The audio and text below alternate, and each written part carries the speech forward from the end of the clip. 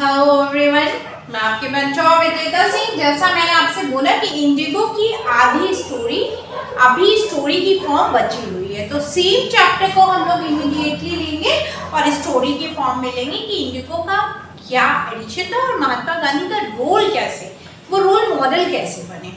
Okay, तो यहाँ पे हम लोग स्टोरी की फॉर्म में मेरे साथ कनेक्ट हुई है फटाफट। मैं विजेता सिंह आपकी फ्रेंड, और आई होप कि मैं एक ऐसी कोशिश करने जा रही हूँ कि आपके दिमाग के अंदर सारी की सारी कहानी बैठे, और अगर 6 मार्क का क्वेश्चन यहाँ से पुट ऑन हो तो केवल और केवल कहानी के बेस ऑन करके आप उनके कीवर्ड्स पे ध्यान दोगे और पूरा का पूरा आंसर लिखोगे। तो आइए जुड़ जाइए और शुरू करते हैं मेरे साथ। ये कहानी इंडिगो यानी नील की एक ऐसी खेती से जुड़ती है कि नील की बड़ी मांग दुनिया में थी। इंडिगो का मतलब नील, और नील की मांग पूरी दुनिया में बहुत ज्यादा थी। नीले रंग के कपड़े, और वो भी इतने खूबसूरत रंग कि जिसे पहनने के बाद एकदम से छा जाता है। भारत जो प्राकृतिक संपदा का धनी, अचानक ब्रिटेन की निगाह भारत पर पड़ जाती है। वो पहुंचते हैं यहाँ व्यापार करने के दृष्टिकोण से, लेकिन धीरे धीरे उन्होंने इंडिया को अपने अंदर एक गुलाम बना लिया, या फिर उपनिवेशवाद जिसको हिंदी में कह रहे हैं आप लोग, कि उन्होंने आपको औपनिवेशिक व्यवस्था के अंदर एक तरीके से जकड़ दिया। अब राजकुमार शुक्ला जो इस स्टोरी के थीम कैरेक्टर है, वो मिस्टर गांधी से 1917-16 के कांग्रेस अधिवेशन में पहुंचकर मिलते हैं, और वहां पर जाकर वो कहते हैं महात्मा गांधी को कि हे महात्मा गांधी, आप मेरे साथ एक बार चलिए और चलकर आप पूरी दुर्दशा किसानों की देखें।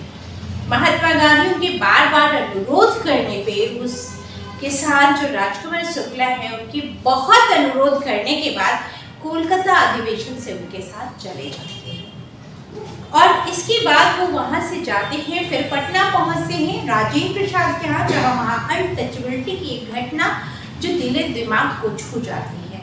इसके आगे से पीजेंट की कहानी स्टार्ट होती है, और कहानी में ट्विस्ट ये रहता है कि क्या प्रॉब्लम क्या है। तो प्रॉब्लम ये है कि पहले नील की खेती को उगाना कंपलसरी किया जाता है।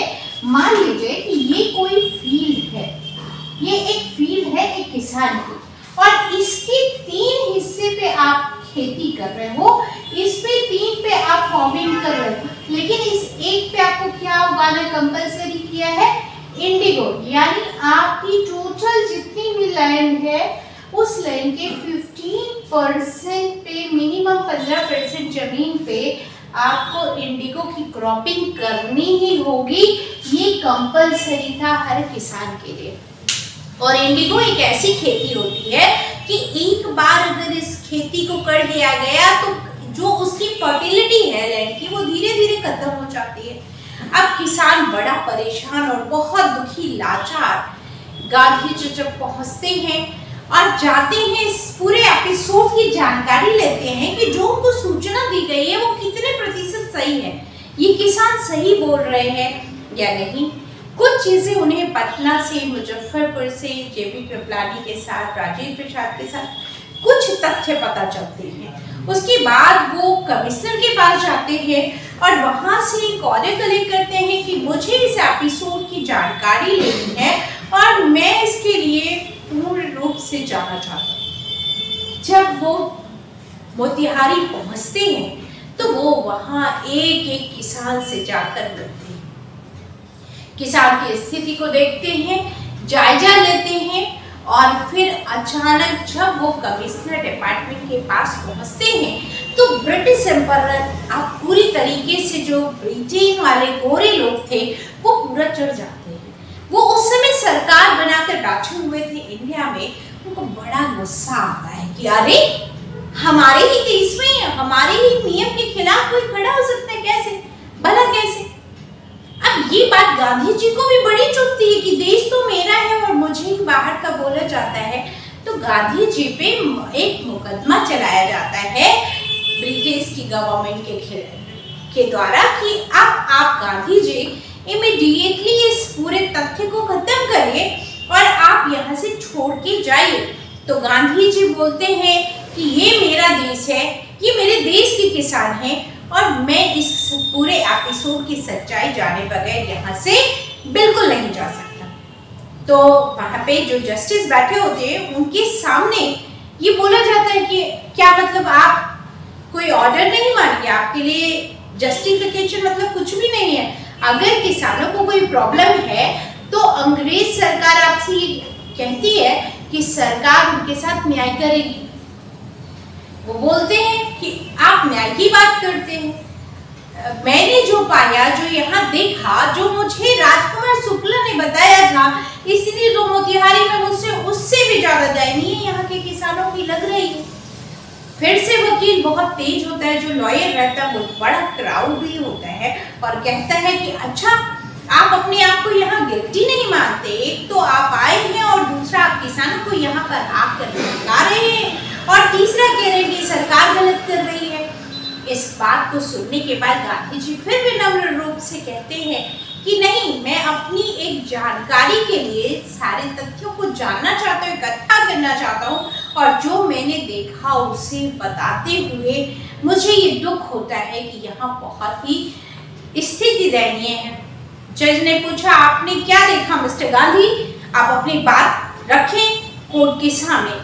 गांधी जी बोलते हैं कि हे जस्टिस, हे महोदय, यहाँ मुझे तो बताया गया था कि किसान जो है उसे भर पेट खाना मिलता है और 2 वक्त की रोटी, लेकिन इन किसानों के घर में जब मैं गया तो वहाँ तड़पती हुई मौत, छोटे छोटे मासूम बच्चे जो भूख से तड़प रहे थे, बहुत मेहनत मजदूरी करते। और एक औरत जब मेरे सामने आती है तो वो बोलती है कि मुझसे अच्छी तो ये गोरी मैम है, उसकी तो मैं सेवा करते करते थक जाती हूँ, सुबह से जाती हूँ और शाम तक गोरी मैम की सेवा करती हूँ, बदले में मुझे 2 वक्त की रोटी भी नसीब नहीं होती, तो मुझसे तो अच्छा मैम का कुत्ता पल रहा है, उसकी भी जिंदगी मुझसे ज़्यादा बेहतर है। इसी तरफ एक किसान बताता है, वो हिम्मत जुटाते हैं गांधी के साहस को देख के और वो किसान निडर होकर बताता है कि हे महात्मा, अब आप ही हमें इस नियम कानून से बचा सकते हैं।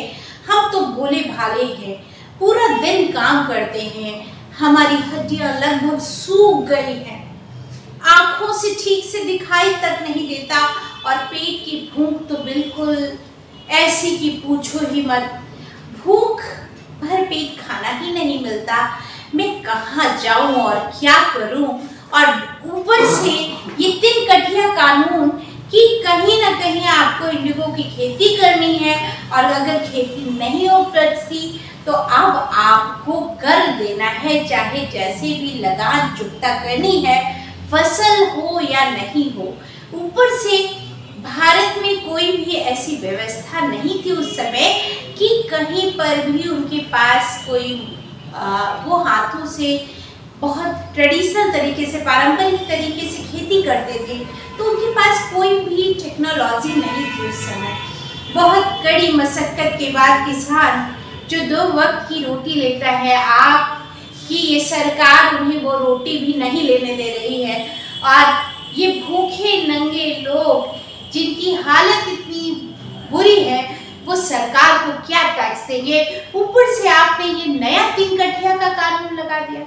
जज को बड़ा गुस्सा आता है कि तुम कैसे क्वेश्चन उठा सकते हो गांधी, एक तो तुम यहाँ आकर अपराध कर रहे हो, ऊपर से अपराधी नहीं मान रहे हो। कि तो गांधी जी ने निडर होकर उत्तर दिया कि हे महोदय, मैं अगर आप मुझे अपराधी मानते हैं मेरे अपने लोगों के अधिकार के लिए लड़ाई को, तो मैं सरकार के सामने नतमस्तक हूँ कि वो जितनी बार मुझे अपराधी मानना चाहे माने, लेकिन मैं इस शहर को, इस देश को इस हाल में छोड़कर तो बिल्कुल नहीं जाऊंगा, क्योंकि ये मेरे लोग हैं, ये मेरा मुल्क है और इसके लिए आप मुझे गिरफ्तार करना चाहते हैं तो आप गिरफ्तार करें। जब अंग्रेज हुकूमत पहली बार गांधी के इस जज्बे से पूरा डर गई थी और हवा बहुत दूर तक जाती है, जब गांधी जी इतने निडर होकर प्रस्तुतिकरण दे रहे थे कोर्ट में, तो दूर दूर से पूरा लाखों लाखों लोग आते जा रहे थे, भीड़ बिल्कुल बढ़ती जा रही थी और अचानक एक नई उम्मीद किसानों में जग गए। एक तरफ किसानों का आंदोलन बहुत तेजी से वो अपने हक की लड़ाई के लिए, और जब गांधी जी को जेल जाने की बात की गई तो गांधी जी ने बोला कि अगर आप इस दंड के लिए मुझे जेल भेजना चाहते हैं तो निश्चय ही आप मुझे जेल भेजिए। अब ये लड़ाई तब तक चलेगी, हर एक किसान लड़ेगा। तो उन्होंने, कोर्ट ने फिर से बोला कि गांधी जी आप हमें युद्ध की बात कर रहे हैं, सरकार के सामने आप लड़ाई की बात कर रहे हैं। उन्होंने बोला नहीं, हम तो हक की बात कर रहे हैं, जो इन गरीब किसानों का हक है आप उसे लौटा दीजिए। कोर्ट ने पूछा कि क्या है। कोर्ट समझ गया था और अंग्रेजों पे दबाव पूरी तरीके से था कि ये कुछ तो बात है, ये बंदा डरने वाला नहीं है। और जब गांधी ने ये हिम्मत दिखाई तो फिर ये हुआ कि ठीक है, आप अभी के लिए जाइए और हम अगली पैरवी तक आपको ये कहते हैं कि आप जल्द से जल्द जो भी आपको जानकारी इकट्ठा करनी है आप इकट्ठा करिए, अपनी एक रिपोर्ट सबमिट करिए और जगह छोड़कर चले जाइए।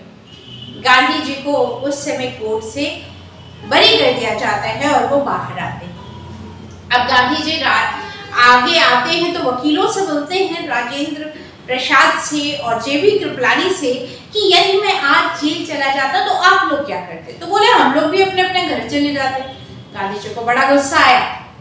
बोले अच्छा, मतलब किसानों का ये आंदोलन नहीं रुक जाता, आप जेल चले जाते तो ये किसान मूवमेंट तो खत्म हो जाता। तो बोले फिर हम भी आपके साथ जेल चल देते।